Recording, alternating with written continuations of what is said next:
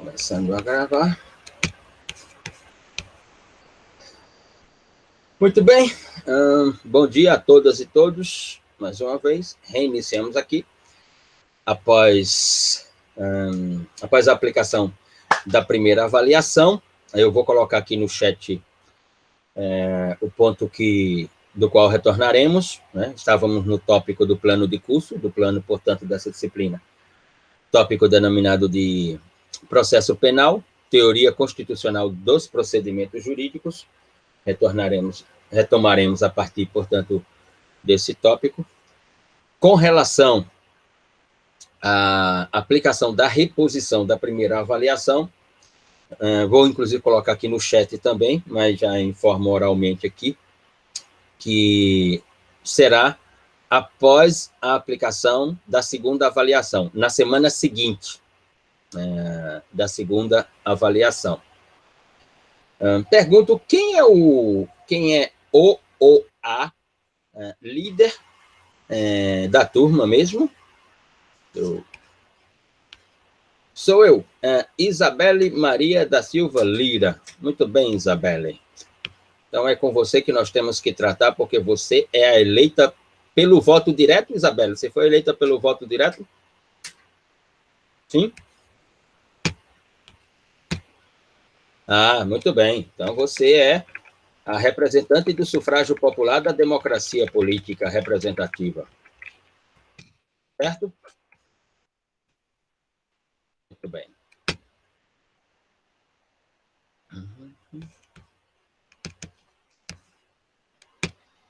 Deixa eu colocar aqui. Bom, no chat está o nosso programa, que retomaremos a partir do encontro de hoje. Então, Isabelle, você pode depois comunicar no grupo da turma que a reposição da primeira avaliação será na semana seguinte, após a aplicação da segunda avaliação. Aí eu abrirei um Meet para todas as turmas, as duas de linguagem e argumentação jurídica, a de criminologia e de processo penal, para fazer a avaliação, a reposição da primeira avaliação. Lembrando que o conteúdo é o mesmo para a reposição, que fora aplicado na avaliação. E o procedimento, a forma e o procedimento também são os mesmos para a reposição. Procedimentos e formas aplicados na avaliação. Nesse sentido, no que foi para a primeira, será para a reposição da primeira. Peço a leitura, portanto, do texto que está sendo indicado aí, do curso de Direito Processual Penal do professor Auri Lopes Júnior, a leitura do capítulo 5, denominado de Da Dogmática Objeto do Processo Penal. Porque provavelmente esse texto estará para a segunda, só esse capítulo do curso de Processo Penal do professor Auri Lopes Júnior. Esse capítulo 5 estará, portanto, dentre os conteúdos para a segunda avaliação. Antes de iniciarmos, portanto, ou retomarmos o capítulo referente ao processo penal, teoria constitucional dos procedimentos jurídicos, pergunto se tem alguma dúvida, alguma manifestação, alguma pergunta, alguma afirmação, algum presente. Nada? Nada. Simplesmente nada? Mais nada do que nada? Muito bem. Então, vamos nós, certo? No último encontro, antes dos dois momentos da primeira avaliação, havíamos iniciado, portanto, o tópico processo penal, teoria constitucional dos procedimentos jurídicos. Havíamos falado aqui, portanto, sobre essa teoria, que, na nossa interpretação, ela é, sem dúvida, a teoria orientadora, reitora do processo penal, né, do processo penal de natureza jurídica acusatória. E por quê, Luciano? porque a não obediência a uma teoria constitucional dos procedimentos jurídicos, fundamentalmente, né, não estou me referindo aqui unicamente às partes, ou seja, ao órgão acusador, à defesa técnica, mas também e fundamentalmente ao Estado juiz, né, porque a não observância a essa teoria constitucional dos procedimentos jurídicos, nós teremos momentos, né, momentos que poderão ser interpretados, observados como momentos de nulidades processuais e que, portanto, não podem, esses atos no exercício jurisdicional não podem gerar efeitos, digamos assim. E, portanto, nós teríamos aí problemas de ordem técnica para o desenvolvimento do processo penal conduzindo a uma prolação de sentença. É nesse sentido que eu me refiro. Então, o que significa dizer que a teoria constitucional dos procedimentos jurídicos, ela imprime, em certo sentido, né, ela imprime uma legitimidade ao processo. Ela constrói uma certificação constitucional dos atos no exercício jurisdicional. É nesse sentido. Mais do que isso, ela também estabelece imaterialmente um espaço de organização, exercício e limitação do ius poniendi. E aqui nos referimos a dois pensamentos já tratados aqui por diversas vezes, que são as ideias latino-americanas acerca do processo penal de Eugênio Raul Zaffaroni e as ideias construtivistas no âmbito europeu de Rafael de Jorge.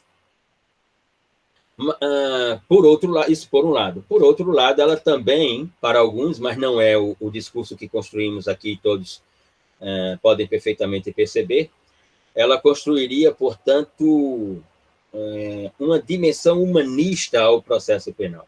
Não me conduzo por essa argumentação. Eu digo que ela constrói uma dimensão jurídico-constitucional do processo penal, mas humanista, enfim, mais os autores de cursos de direito processual penal e autores de manuais e de artigos em matéria de processual penal, assim, lecionam.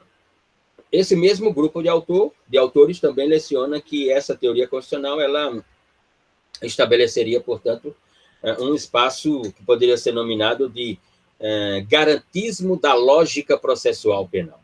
Aqui me parece ter mais sentido do que a expressão humanismo, né? Uma dimensão humanista, digamos assim.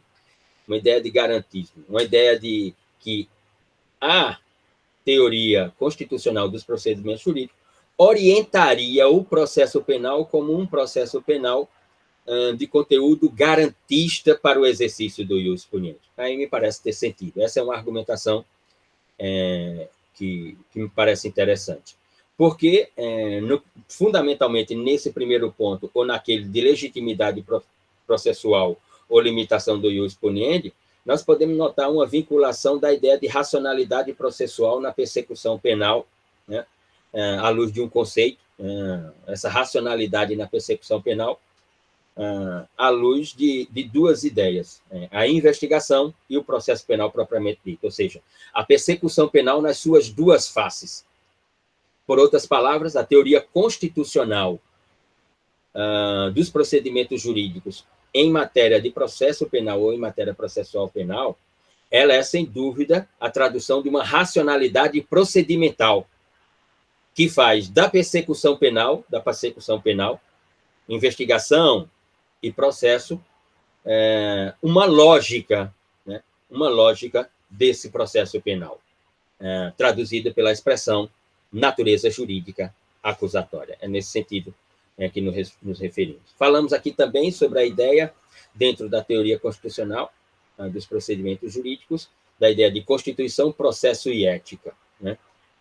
Que, portanto, o processo se traduziria por uma observação à existência dos direitos fundamentais e garantias individuais. Ou como escreveu o professor Luhmann, num livro que eu sempre cito, mas como hoje eu estou em casa e não estou na casa da minha mãe, posso pegar o livro. Ele está aqui.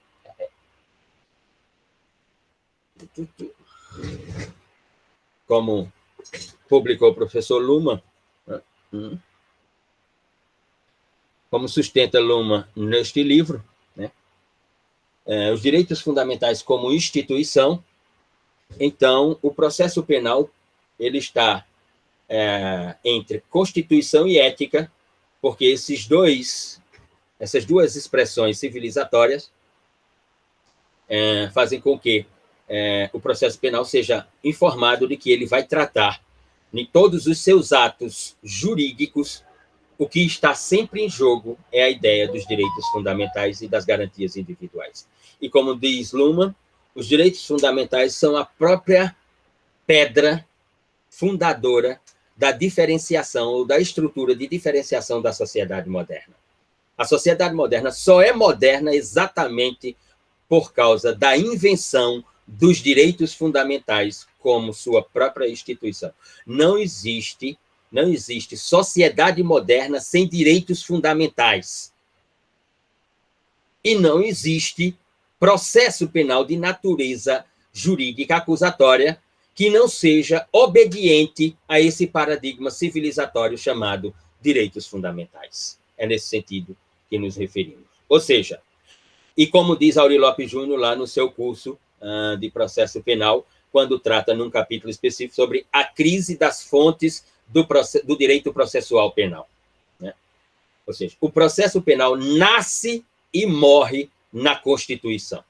Ou seja, ele é iniciado na Constituição e ele é concluído pelo que determina a Constituição. Ou ele não é um processo penal de natureza acusatória. E teria um conjunto, Luciano? Claro que teria um conjunto. Sem dúvida que tem um conjunto. E o conjunto dessa relação, ou de toda essa reunião de Constituição, processo, direitos fundamentais, garantias individuais, ética, etc., o conjunto disso é traduzido pela palavra princípio. O processo penal, quando olha para a Constituição, ele procura observar e identificar onde estão os princípios que o construirão como um processo penal de natureza jurídica acusatória. É nesse sentido e não em outro. E, portanto, esse conjunto ele é determinado já pelo caput do artigo 5º da Constituição, quando trata do princípio da isonomia, né? Que todos são iguais perante a lei. Esse princípio, portanto, traduz a ideia civilizatória do processo penal na sociedade moderna. Quando nós falamos aqui, no capítulo específico dos princípios, sobre a ideia do juiz e do promotor natural, né, como algo de origem que não pode ser ignorado, e se assim o for, nós temos nulidades, como o Supremo Tribunal Federal tem prolatado decisões nos últimos tempos. A inafastabilidade, por outro lado, do controle jurisdicional, ou seja, é o Estado juiz que organiza a jurisdição, o papel jurisdicional, o exercício jurisdicional, digamos assim, né? Dois outros princípios inafastáveis da ideia processual penal de natureza acusatória, né? O contraditório e a ampla defesa no processo penal comum, ordinário, o contraditório como uma estrutura inabalável, ou o processo penal é contraditório, né? Ou abre espaço para a construção do contraditório, ou não há processo penal acusatório. Ou o processo penal reconhece o instituto da ampla defesa como instituto técnico, numa diferenciação com a plenitude de defesa, exercida única e exclusivamente no tribunal do júri, e não técnica, ou nós não estamos falando desse processo que estamos estudando aqui. A ideia inafastável de um Estado democrático de direito, que é a proibição da prova ilícita no processo penal, uma ideia que só recentemente, uma ideia principiológica que só recentemente conquistou o espaço e que, quando conquista o espaço, não tem como dar passos para trás. Ou seja, como dizia aquele rapaz que está ali em cima, vou até pegar a foto dele aqui, esse rapaz que está aqui em cima, como dizia esse rapaz aqui, quando uma mente quando a mente dilata para o saber, o conhecimento, a ciência, quando a mente dilata, não tem mais como ela restringir, não tem mais como ela regredir, não tem mais como ela dar passos para trás. Quando uma mente dilata para o saber e o conhecimento, ela só exige mais saber, mais conhecimento, nesse sentido. Então, o princípio é o princípio da publicidade, ou seja, os atos judicantes, os atos do labor judicante no exercício jurisdicional têm sempre que estar à luz da publicidade. Ou nós não estamos falando desse processo. Ou seja, a publicidade dos atos processuais, e não só a publicidade dos atos processuais, mas fundamentalmente ou conjuntamente a publicidade dos fundamentos das decisões judiciais. Uma decisão judicial só é decisão judicial se ela se traduzir por fundamentos. Fundamentos que eu me refiro aqui, fundamentos jurídicos, não fundamentos teológicos, fundamentos morais, fundamentos políticos. E se forem fundamentos sociológicos, são fundamentos sociológicos jurídicos. É nesse sentido que nos referimos, portanto, sobre essa ideia do conjunto, ou desse conjunto que constrói o processo penal de natureza acusatória. Outro irrenunciável é a ideia da presunção de não culpabilidade, ou presunção de inocência, lá também do artigo 5º, inciso 57 da nossa Constituição.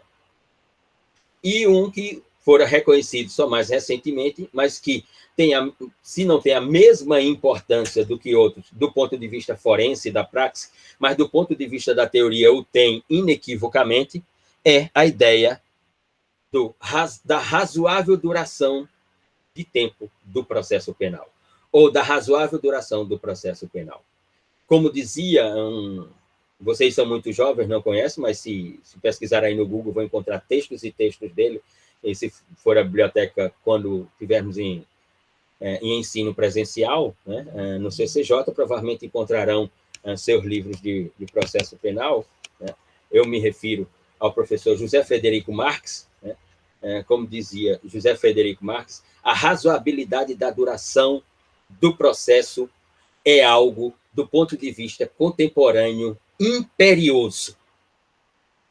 O processo tem que ter um fim, e esse fim tem que chegar em uma forma razoável. Forma razoável que ele se referia aqui era o espaço de tempo para os atos judicantes ou os atos no exercício jurisdicional. É nesse sentido que nos referimos. Né?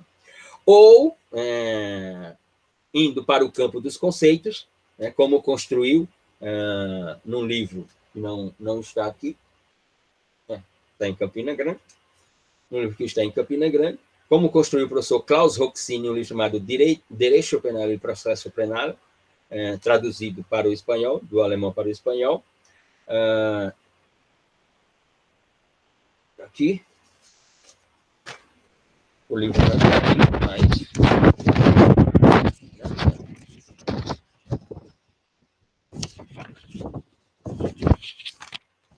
O texto está. O direito processual, no campo dos conceitos desse processo de natureza jurídica acusatória, o direito processual é o sismógrafo da Constituição do Estado. É sobre o império conceitual constitucional do processo penal. Diz o penalista mais relevante do pensamento ocidental, o professor Klaus Roxin, da Universidade de Munique. O direito processual penal é o sismógrafo da Constituição do Estado.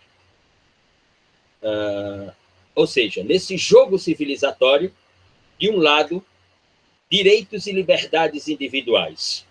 Direitos, liberdades individuais e garantias. Né? Do outro, o interesse público da efetividade da intervenção penal. Entre um e outro tem que ter um acoplamento.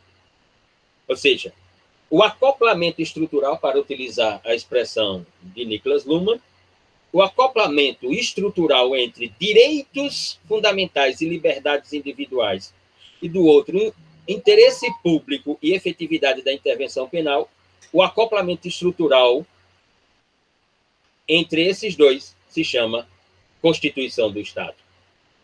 Constituição do Estado. E, portanto, e aqui na nossa interpretação, na nossa observação, um processo penal constitucional ou um direito processual penal constitucional pode ser traduzido pela praxe imaterial da constitucionalidade real. Ou seja, um direito processual penal, ele é uma praxe, na nossa interpretação, ele é uma praxe imaterial do que pode ser chamado de constitucionalidade real ou constitucionalismo real, digamos assim, nesse sentido que nos referimos. E aqui falamos sobre os vários conceitos de Jorge Miranda, de Canutilho, enfim, falamos sobre uma série de pensamentos constitucionais do processo penal, ou da teoria do processo penal, que é o objeto dessa disciplina e que recebe o mesmo nome, teoria do processo penal. Neste sentido, portanto. Falamos aqui sobre os pensamentos de Schmitt, sobre direitos e garantias, falamos sobre o pensamento de Karl Levenstein, sobre uma ideia de fogo contra fogo, né? Liberdades individuais, direitos fundamentais de um lado, interesse estatal do exercício da intervenção penal de outro, né? Enfim, penso que ficou minimamente claro sobre essa ideia constitucional do processo penal, traduzida pela teoria dos procedimentos jurídicos. Ou seja, ou há uma obediência a essa teoria dos procedimentos jurídicos que é guiada ou construída propriamente pelos princípios que nos referimos aqui num conjunto deles, ou nós não estaremos, portanto, à luz desse processo penal de natureza acusatória. Ok? Posto isso, saímos, portanto, dessa ideia de teoria constitucional dos procedimentos jurídicos e vamos para um tópico seguinte, e que está aí também, da relação jurídica e sujeitos processuais. É o tópico seguinte e, portanto, o segundo dessa unidade. Aliás, o terceiro, né? Porque o primeiro foi para a segunda unidade, o primeiro conteúdo é investigação criminal, inquérito policial na persecução penal, né? O segundo, a teoria constitucional dos procedimentos jurídicos, e o terceiro, agora, da relação jurídica e sujeitos processuais. Quando falamos de relação jurídica, né, falamos, portanto, do que vai acontecer nesse espaço imaterial do processo penal. Que relações são essas? Que relações jurídicas são essas? Né? E, do outro lado, quem são esses sujeitos que protagonizarão essa relação jurídica? Quais são os sujeitos da relação jurídica no processo penal? E como devem praticar suas ações, quais devem ser os seus comportamentos, o que podem e o que não podem praticar como ação ou comportamento que possa ser e que devem ser interpretados como atos jurídicos, né? Como atos dentro da ideia da jurisdição, digamos assim. A relação jurídica e os sujeitos processuais se traduzem, portanto, por uma memória, né? O processo penal, ele se apresenta, né, como um espaço de resolução de conflitos. Eu tenho relações sociais que se traduziram conflituosas e que foram apropriadas e levadas para dentro do direito. Primeiramente, para dentro do direito penal, porque estamos falando de tipos, delitos ou crimes, ou injustos penais, como gosta o professor Juarez Tavares. E depois da ideia material do direito penal, a ideia imaterial traduzida no processo. Essa memória, portanto, afirma o processo penal como um espaço imaterial de resolução desses conflitos, que o professor Antônio Caixeira Neves, por exemplo, vai dizer que antes eram conflitos sociais e que, quando vêm para o direito, são transformados em problemas jurídicos. Perdem a característica de conflitos sociais e conquistam, ou ganham, ou recebem a característica de problema jurídico, porque serão tratados unicamente através do direito. Não é permitida, portanto, uma vingança privada. É nesse sentido. E essa resolução de conflitos, ela tem que ser ofertada pelo processo penal à luz da ideia do Estado Democrático de Direito ou à luz da ideia da democracia, né? Ou seja, à luz da ideia ou através do diploma que faz nascer o Estado constitucional de direito, a Constituição do Estado. Ou seja, ela se dá, portanto, entre, como também diz Niklas Luhmann, naquele livro lá, entre direito e política. Ou seja, no que se refere à relação jurídica, o processo é a tradução de uma situação jurídica. O processo é a tradução de uma situação imaterial jurídica. Isso é que é o processo. A relação jurídica, portanto, cria um vínculo entre os sujeitos dessa relação, os sujeitos do próprio processo.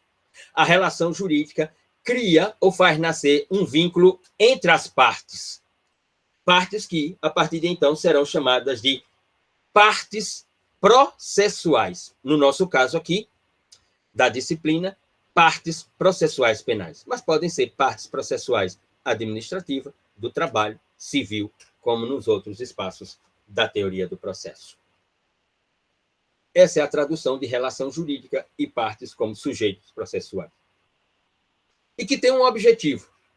Qual é o objetivo, Luciano? O objetivo da relação processual e dos sujeitos na relação processual é simplesmente a busca pela prestação jurisdicional pretendida. Repito, o objetivo é a busca pela prestação jurisdicional pretendida. É isso que as partes buscam, portanto, na relação processual. Elas querem uma decisão, ou seja, elas querem uma prestação jurisdicional traduzida pela prolação de uma decisão judicial, seja ela acusatória, seja ela condenatória ou absolutória. O Ministério Público, em regra, vai buscar a prestação jurisdicional de condenação, a defesa técnica, em regra, de absolvição. É nesse sentido. E elas têm as fases, ou seja, quando falamos de fases da relação processual e dos sujeitos nessa relação processual, estamos falando das ideias de pressupostos jurídicos. Quando falamos de pressupostos jurídicos, estamos falando de objetos e está falando de sujeitos processuais. Objetos da relação processual, sujeitos dessa relação processual, conhecidos como sujeitos processuais. Ou seja, esses sujeitos processuais e esses objetos, assim têm no processo, ou assim tem-se o processo, uma espécie de interação entre Estado-juiz, parte acusadora e parte defensora, como a defesa técnica, parte acusadora como titular da ação e o Estado-juiz. Então, esses sujeitos processuais estarão na relação processual aqui para a nossa disciplina de natureza penal. Então, eu tenho três, Luciano, três sujeitos nessa relação. Não, temos mais sujeitos nessa relação, como nós veremos. Mas nós temos um quadro nuclear desses, traduzido por esses sujeitos processuais. Ou seja, os sujeitos processuais que estarão, portanto, à luz da ideia de teorias que têm toda uma memória no processo penal ocidental, digamos assim. Eu tenho a ideia de teorias do pós-período, digamos assim, de defesa dos direitos individuais, ideias de autotutela. Eu tenho lá atrás o período romano, que era uma espécie de o processo como um contrato entre as partes, né? E ali eu tinha uma natureza de processo como uma natureza jurídica privatista, digamos assim, do processo. Eu tenho, já no período iluminista, com as revoluções burguesas liberais, já uma ideia iluminista dessa relação processual e dos sujeitos, dos consequentes sujeitos processuais, por uma ideia de uma construção triangular, né? Essa que eu acabo de me referir e que até ela é transportada para o Estado Constitucional de Direito, do iluminismo através da Constituição do Estado para o Estado Constitucional de Direito, a ideia de autor, réu e Estado-juiz, né? Referindo-se, nós estamos falando de sujeitos processuais. O autor é parte, o réu é parte, o Estado-juiz não é parte. O Estado-juiz é só sujeito processual da relação. Autor e réu são sujeitos da relação, mas também partes dessa relação. Mas o Estado juiz é só sujeito da relação processual e não parte. Parte nós só teremos essas duas, digamos assim. E quem são todos esses participantes, Luciano? O juiz, o autor, o réu são participantes. E que, em outros direitos, recebem outro nome. Por exemplo, no direito processual penal português, fala-se de intervenientes processuais e não sujeitos processuais. Né? Na linguagem do direito português, eles utilizam a palavra intervenientes no processo penal, em vez de sujeitos do processo penal. Então, eu tenho participantes e sujeitos na ideia do direito português, na ideia do direito alemão, como intervenientes processuais. No nosso caso aqui, no caso do processo penal brasileiro, no título 8, lá dos artigos 251 a 281 do Código de Processo Penal, eu tenho como, portanto, intervenientes do processo penal, os sujeitos do processo penal, autor, o Ministério Público, réu, a defesa, assistente de acusação. Então, do artigo 251 ao artigo 288, eu tenho um rol ali. São sujeitos processuais. O Estado juiz mas não é parte. O MP é sujeito processual e é parte. O acusado é sujeito processual. Os auxiliares da justiça, assistente de acusação, são partes. Peritos são sujeitos processuais, Luciano? São. Os peritos são sujeitos processuais.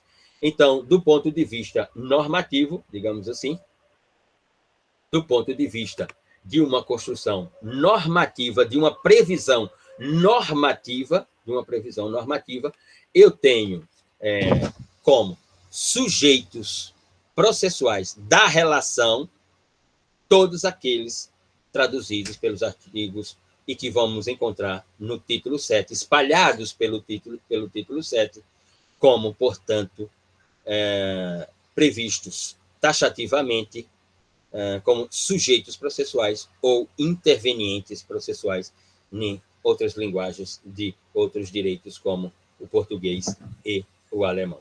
Todos esses que me referi aqui. Essa ideia de auxiliares da justiça, de peritos da justiça, de intérpretes na relação processual, no desenvolvimento do processo, é verdade que as previsões até assistentes, ou seja, juiz, órgão acusador, órgão de defesa, assistentes, até aqui não há discussão, não há dialética sobre as previsões normativas. Depois, com a ideia de auxiliares de justiça, de peritos, de intérpretes, aí sim, há uma dialética e uma divisão na doutrina sobre a interpretação de serem sujeitos processuais ou intervenientes processuais, do que se refere... título 8, Joana, me desculpe. Não é título 7, não. Título 8, exatamente. Foi um equívoco meu aqui. Título 8. E aí sim, haverá uma dialética da interpretação por um autor, por outro, se um perito pode ser interpretado, portanto, como um interveniente processual. Diríamos, né, na nossa posição, que sim, né? Nomeado pelo Estado juiz para uma prestação, né, dentro da ideia do exercício jurisdicional, prestação essa que vai configurar como produção de prova, mais do que isso, produção de prova eminentemente técnica, que só ele pode produzir, só ele que eu digo, o perito, né, o sujeito nominado de perito, portanto, pode ser qualquer perito, mas o perito para a produção da prova técnica. Então, interpretamos que ele é um interveniente, ou seja, ele intervém na relação processual, na nossa interpretação, sim. Né? Para utilizar a expressão do direito português e alemão, ele é um sujeito interveniente, ou ele é um interveniente processual. Um sujeito interveniente é um interveniente processual, inequivocamente na nossa ideia. Mas essa ideia não é tranquila na doutrina brasileira. Há uma dialética sobre esse debate, digamos assim. Bom, esse capítulo curtíssimo é denominado, portanto, né, da relação processual e dos sujeitos processuais, né, os quais nós falamos aqui. O tópico seguinte é denominado de ação penal ou ação processual penal. E aqui as categorias de ação que nós temos, trataremos à luz da ideia de conceitos, classificação, condições gerais, condições específicas, né? Estaremos tratando, portanto, sobre o Instituto da Ação Processual Penal, que dá vida à ideia do processo penal, observado na sua segunda fase da persecução, interpretando aqui investigação e processo como essas duas fases, como a persecução penal global, digamos assim. Quando falamos do Instituto da Ação Processual Penal, iniciando pela ideia do conceito ou da definição, né, nós estamos falando sobre aquilo que está lá do artigo 24 ao artigo 62 do CPP, no título 3, artigo 24 ao artigo 62 do CPP. E nós estamos falando fundamentalmente, ao falarmos do ponto de vista conceitual da ação processual penal, nós estamos falando fundamentalmente de 4 categorias de direito. Ou seja, quando eu imagino a expressão ação processual penal, devo imaginar 4 categorias de direito. Como assim, Luciano? Vamos lá. Primeiro deles, quando falo de ação processual penal, eu estou me referindo ao direito autônomo do autor de propor a demanda. Ou seja, o Instituto da Ação Processual Penal é inaugurado pela ideia de direito de autonomia do órgão do Ministério Público, no caso aqui, para restringirmos ou especificarmos a interpretação, no caso aqui da ação penal, da ação processual penal pública incondicional, né? Nós estamos falando, portanto, de forma inaugural, de um direito de autonomia do órgão titular para a propositura da ação. É um direito de autonomia, sem dúvida alguma, né, do autor.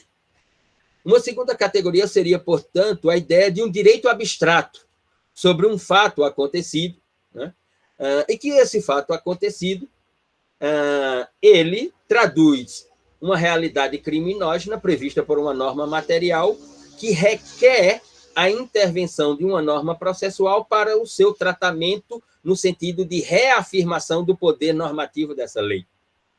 E que, portanto, esse momento de intervenção para a reafirmação desse direito material, ele terá um resultado final. O resultado final será ou a condenação ou a absolvição. Então, nós estamos numa segunda categoria de direito da ação processual penal, denominada de direito abstrato. Ou seja, tem uma pretensão por parte do autor, nós temos uma pretensão abstrata de punibilidade. É nesse sentido que eu me refiro. Uma pretensão abstrata de punibilidade. Essa seria a segunda categoria, digamos assim. Uma terceira poderá ser chamada de direito subjetivo. Né? Eu tenho, portanto, direito de autonomia, direito abstrato, e a terceira categoria seria esse direito subjetivo. Que, como bem escreve, mais uma vez, Sua Excelência, Nicolas Luma, o direito subjetivo, ele só é exercitado, ou só é gozado, ou desfrutado, quando transformado em direito objetivo. Né? Ele é direito subjetivo enquanto discussão abstrata, né? Enquanto discussão do ideário, enquanto uma dialética, né, cognitiva e linguística. Mas quando se vai para o mundo da praxe, eu só usufruo do direito subjetivo objetivamente. Exemplo, quando estou preso, e a liberdade, ela é um direito subjetivo. Quando o meu advogado impetra um habeas corpus e eu reconquisto a liberdade, ela se torna um direito subjetivo, no exercício da liberdade. Algo que é subjetivo só é exercido objetivamente. E os direitos subjetivos, como terceira categoria de direito oculto, na ideia conceitual da ação processual penal, só é desfrutado, só é, portanto, gozado com a prestação jurisdicional. Não há gozo de direito subjetivo sem prestação jurisdicional. É nesse sentido. Então, eu teria aí a terceira categoria de direito, construindo o conceito, ou o conteúdo do conceito de ação processual penal. E a quarta, sem dúvida alguma, ela é óbvia, ou seja, nós estamos falando de direito público. Ou seja, a ação processual penal, ela está dentro do direito público. Mesmo, e aqui é um paradoxo da linguagem, não há dúvida alguma, é um paradoxo da linguagem, mesmo quando nós estamos falando de ação penal privada ou queixa-crime, ela se dá pelo direito público. Porque alguém vai buscar o quê? Alguém objetiva o quê? A prestação jurisdicional, né, de uma prolação de uma sentença.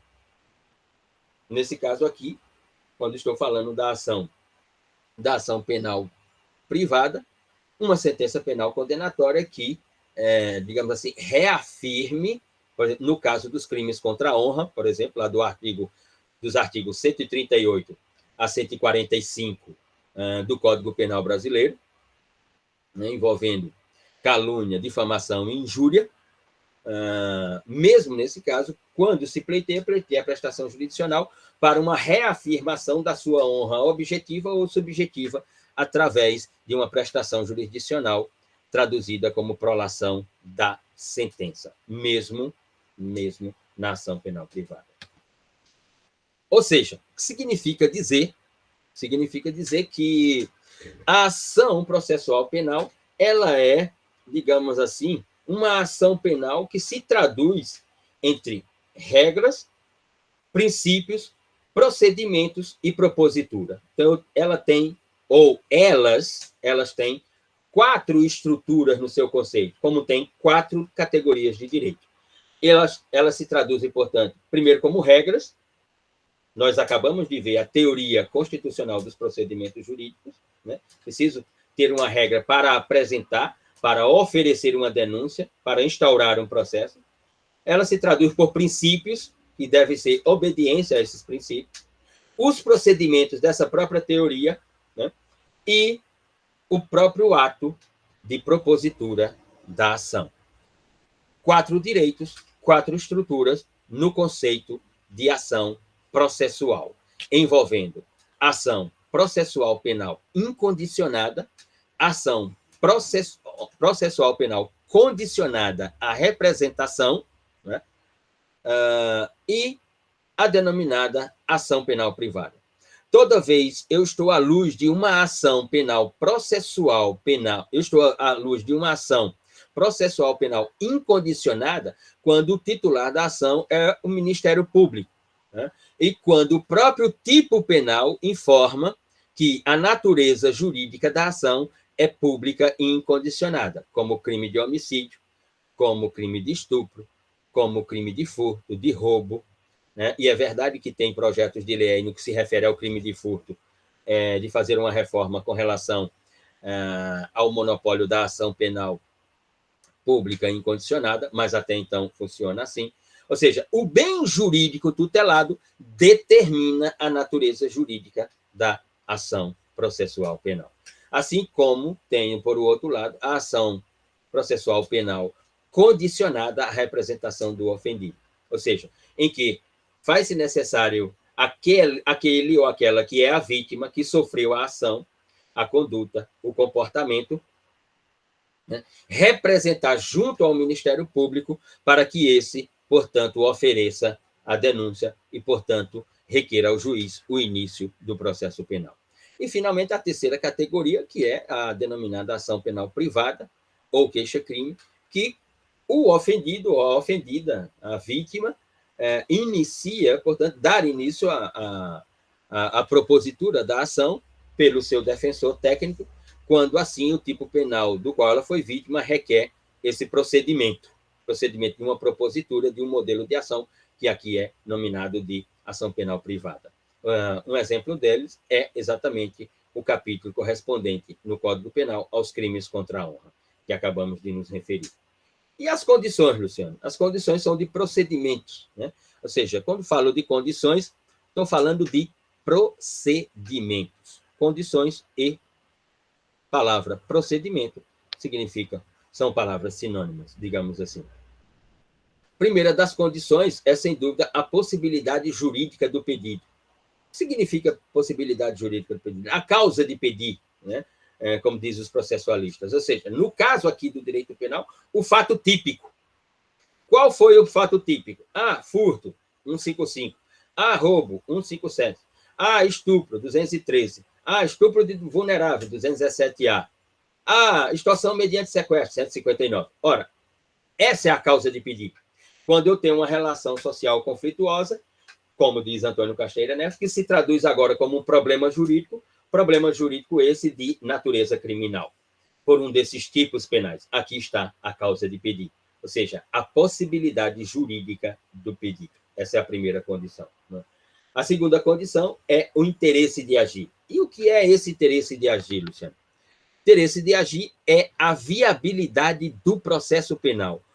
Ou seja, esse fato acontecido, essa possibilidade jurídica do pedido, se traduz por um interesse que eu posso olhar assim e dizer, rapaz, a prestação jurisdicional aqui vai resultar numa prolação de sentença condenatória. Por quê? Porque eu sei que eu já identifiquei a autoria, a materialidade, tem um mecanismo para a produção de provas, etc, etc. Quando eu tenho isso, portanto, isso está dentro do interesse de agir. Assim como dentro do interesse de agir tem que ser observada a ideia das causas de extinção de punibilidade, né?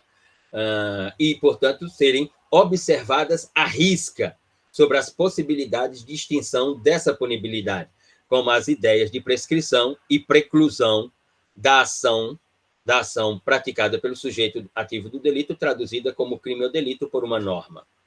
Então, esse interesse de agir à luz da possibilidade jurídica do pedido, quando vier a sentença, já vai estar prescrito, ou na propositura da ação, o crime já está prescrito? Uma ideia referente a isso foi exatamente o que aconteceu cerca de uma semana e meia atrás, 2 semanas,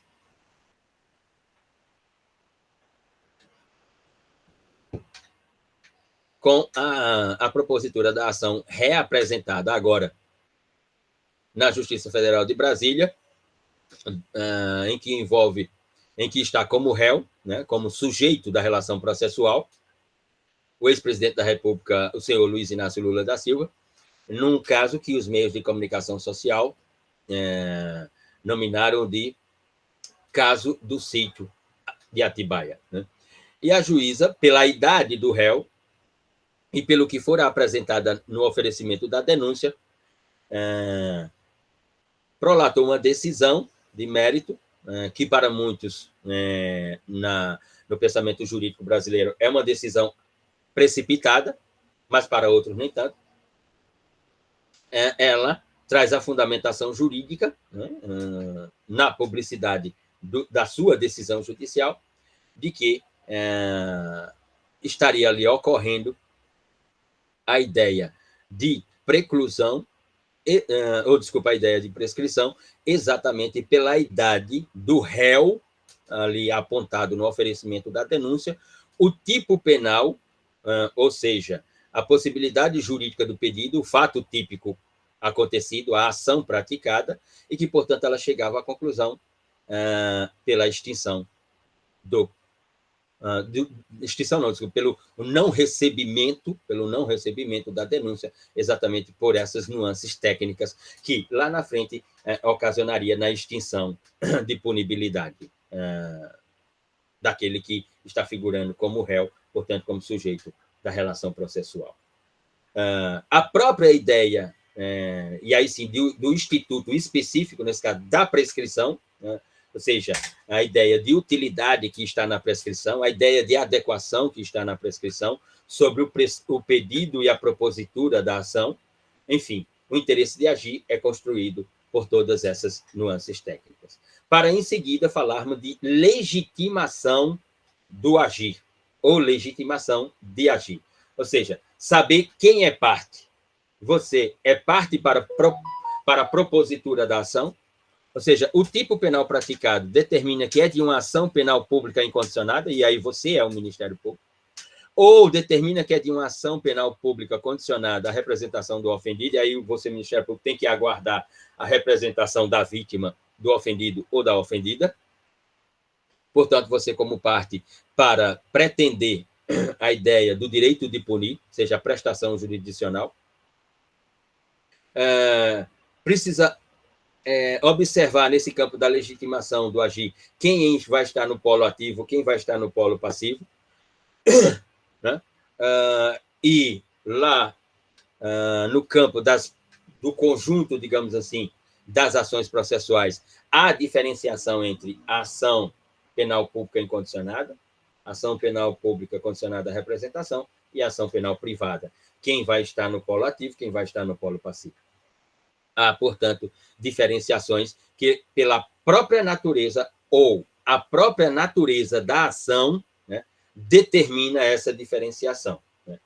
E aí, nessa diferenciação, recebida a denúncia ou queixa-crime ou ação penal privada, nós temos a entrada em cena do Estado-juiz. E o Estado-juiz cumpre a primeira de suas funções. Quais sejam? A primeira delas, e aí qual seja, Luciano? A primeira delas é a análise ou analisar as condições dessa ação. O juiz ou o Estado-juiz analisa, portanto, quais as condições dessa ação. Ou seja, aquele que está propondo a ação, ele preenche as condições de oferecimento da ação. O juiz pode declarar o oferecimento inepto, ou declarar a peça inepta, digamos assim, fazendo com que surja a ideia de ciência a qualquer momento do processo sobre o aspecto ou a natureza inepta do oferecimento da denúncia, digamos assim, porque não sendo obedecido isso, não sendo observada essa característica final, nós estamos à luz do que pode ser interpretado como nulidade absoluta prevista lá no artigo 564 do CPP, inciso 3, a linha A. 564, inciso 3, a linha A do CPP, como causa de nulidade absoluta no processo penal, nesse sentido que nos referimos.